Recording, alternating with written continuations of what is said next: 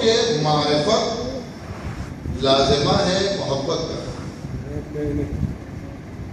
اگر معرفت ہے تو محبت کی قیمت ہے. اگر معرفت ہے تو عبادت کی قیمت ہے. اگر معرفت ہے تو ہمارے لگاؤ، ہمارے اظہار محبت کی قیمت ہے. اگر معرفت نہیں ہے تو پھر کسی شے کی قیمت نہیں ہے. لہذا ہمیں معرفت ہونی چاہیے. اللہ کو ہمیں پہچاننا چاہیے، اور اللہ کو انسان پہچان نہیں سکتا ہے جب تک کہ وہ اہل بیت سے نہ پوچھے. اور اہل بیت کو کوئی نہیں پہچان سکتا ہے جب تک کہ وہ اللہ سے رابطہ نہ پیدا کرے. جتنی اہم معرفت الہی ہے اتنا ہی اہم معرفت اہل بیت ہے، اور جتنی مشکل معرفت الہی ہے اتنا ہی مشکل محبت اہل بیت کے لیے معرفت الہی اہل بیت ہے. یعنی معرفت اہل بیت کے بغیر کچھ بھی نہیں ہے. کامل نہیں ہوتا انسان، دوسرے درجے میں جاتا ہی نہیں ہے. پہلی منزل ہے معرفت، دوسری منزل ہے محبت، تیسری منزل ہے اظہار محبت.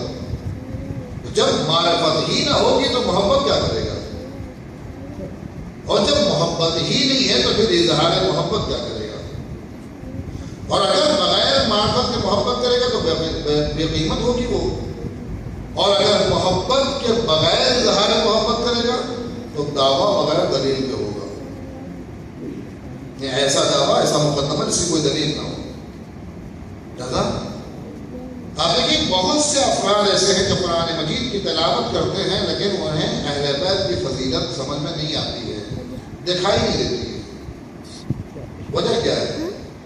قرآن پڑھتے ہیں جبکہ قرآن کے اندر ہزارہ آیات اہل بیت کے قصیدہ، اہل بیت کی معرفت میں ہے، اہل بیت کے عرفان میں ہے، اہل بیت کی شناخت میں ہے، اہل بیت کی مدح و ثنا میں ہے، لیکن انہیں سمجھ میں کیوں نہیں آتی؟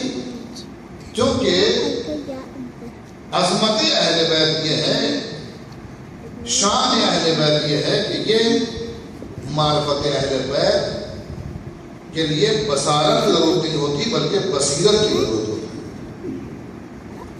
یعنی انسان کو اگر اللہ کو دیکھنا ہے تو دل کی آنکھوں سے دیکھنا پڑے گا.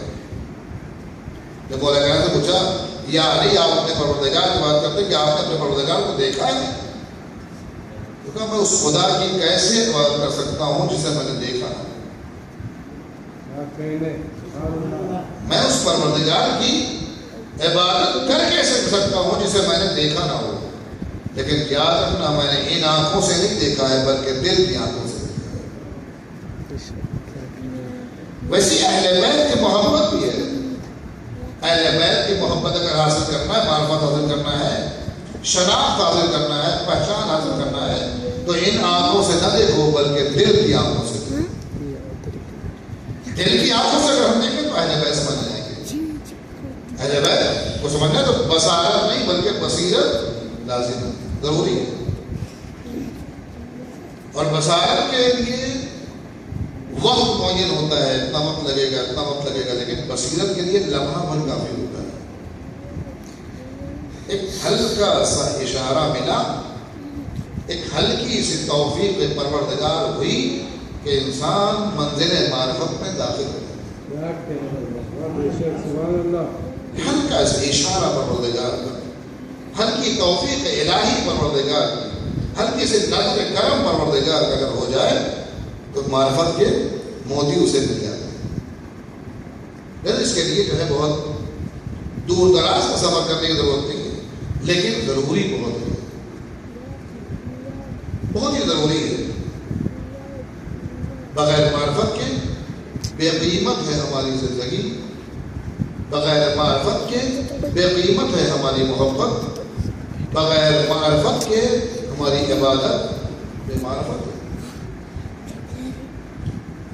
بغیر معرفت کے ہمیں کوئی چیز فائدہ مند ثابت نہیں ہو سکتی ہے. عارف اشخاص میں سے جن کا تعلق عارفین اہل بیت الاسلام میں شمار ہوتا طریقہ. وہ اپنے شاگردوں کے ساتھ جا رہے تھے. شاگردوں نے کہا کہ لمبا سفر ہے، بہتر ہوگا کہ کچھ ذکر علی سنا دیجیے، فضائل علی سنا دیجیے، تاکہ سفر بھی کٹ جائے، ایمان میں اضافہ بھی ہو جائے، تقویت بھی مل جائے، ہمارے دل کو ہماری غذا بھی مل جائے. جو کہ دل کی اصل غذا ہے حب اہل بیت. قلب انسانی کی اصل غذا جو ہے وہ حب اہل بیت. لہذا وہ عالم شخص آگے بڑھتے رہے اور قصیدہ پڑھتے رہے، فضائل سناتے رہے، ذکر اہل بیت کرتے رہے، ذکر علی کرتے رہے، یہاں تک کہ سفر چلتے چلتے ایک منزل وہ آتی ہے کہ جہاں پر دریا آتا ہے. اب جب دریا آتا ہے تو وہ عارف شخص تو مطمئن تھے کہ میں کیسے گزروں گا، لیکن یہ شاگرد پریشان ہو گئے کہ نہ کشتی ہے، نہ کشتی بان، نہ کوئی ذریعہ ہے، نہ کوئی طریقہ ہے، ہم دریا کو اس طرف جائیں گے کیسے؟ تو انہوں نے کیا کہا کہ دیکھو تم گھبراؤ نہیں، صرف تم اتنا کام کرو، میرا نام لیتے رہنا، میرا نام لیتے رہنا. اب معرفت کی منزل کیا ہوتا ہے؟ میرا نام لیتے رہنا. لہٰذا انہوں نے نام لینا شروع کر دیا.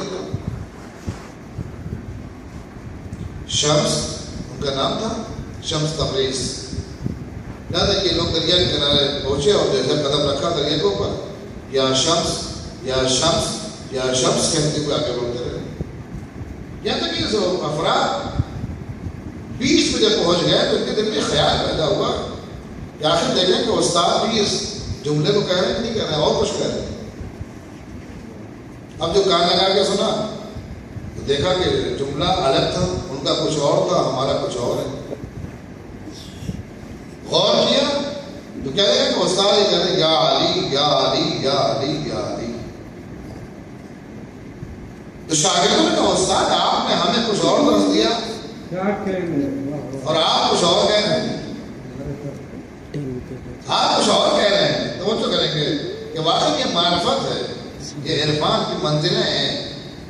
اس کی ایک منزل نہیں ہے، معرفت کے درجات جیسے ایمان کے درجات ہوتے ہیں. شاگردوں نے کہا کہ آپ تو ہم کو آپ نے اپنا نام سکھا دیا اور آپ یا علی یا علی کہہ رہے ہیں.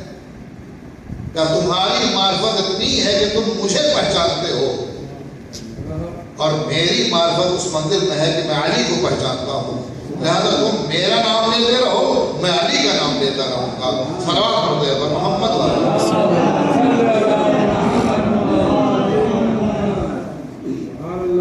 تم میرا نام لیتے رہو، میں ان کا نام لیتا رہوں گا. جو معرفت کی منزل ہے، میں ان کا غلام، میں ان کا چاہنے والا، میں ان کا شہدا، میں ان کا محب.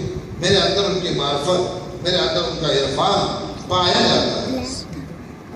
جیسے عرفان کے اعتبار سے، معرفت کے اعتبار سے آپ دیکھیں مرد خراسانی آتا ہونے کے بعد چھوٹے امام سے کہتا ہے کہ یا ابن رسول اللہ 1,00,000 تلواریں حاضر ہیں آپ کی خدمت کے لیے، آپ انقلاب لائیے، آپ قیام کریے. تو مطلب خراسانی سے کیا کہا؟ سامنے تنور ہے، اس کے اندر گھس جاؤ. دعویٰ کرنا آسان ہوتا ہے لیکن دعوے پر قائم رہنا یہ اصل مسئلہ ہوتا ہے. مرد خراسانی نے کہا 1,00,000 تلواریں حاضر ہیں آپ کی خدمت کے لیے. پہلے تمہارا انتخاب ہو جائے، تمہارا پہلے امتحان ہو جائے. کہتا یہ تنور ہے، اس کے اندر جو ہے گھس جاؤ. کہا مولا میں آپ سے اظہار محبت کر رہا ہوں، میں آپ سے محبت کا دعویٰ کر رہا ہوں، میں محبت کرتا ہوں آپ سے، آپ کو چاہتا ہوں، آپ مجھے جلانا چاہتے ہیں.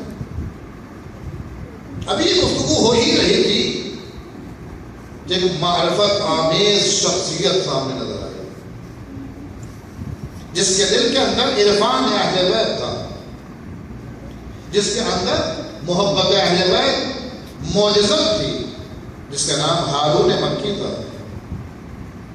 سامان سفر امام نے لیا، ہاتھ سے لینے کے بعد کہا، ہارون مکی سے کہا جاؤ تنور کے اندر گھس جاؤ. ہارون مکی نے یہ بھی نہیں پوچھا کہ مسئلہ کیا ہے، قضیہ کیا ہے، بحث کیا ہو رہی تھی، اس نے کیا کہا، آپ نے کیا جواب دیا؟ کچھ نہیں۔ کیوں؟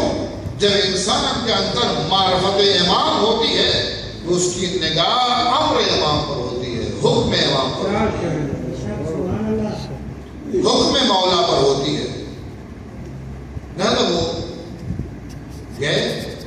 اب یہ شخص جو صرف بغیر معرفت کے محبت کر رہا تھا اور بغیر محبت کے اظہار محبت کر رہا تھا، بغیر معرفت کے محبت، اس ادھوری محبت کا اظہار غلط طریقے سے کر رہا تھا، وہ بس وہ پیشے پڑا ہوا، وہ جلدی خاک ہو گئے ہوں گے، تو جلدی ختم ہو گئے ہوں گے۔ امام نے کہا گھبراؤ نہیں، ہم تمہیں وہ منظر دکھائیں گے کہ اس نے ہمارے لیے کیا کیا ہے اور ہم نے اس کے لیے کیا کیا ہے۔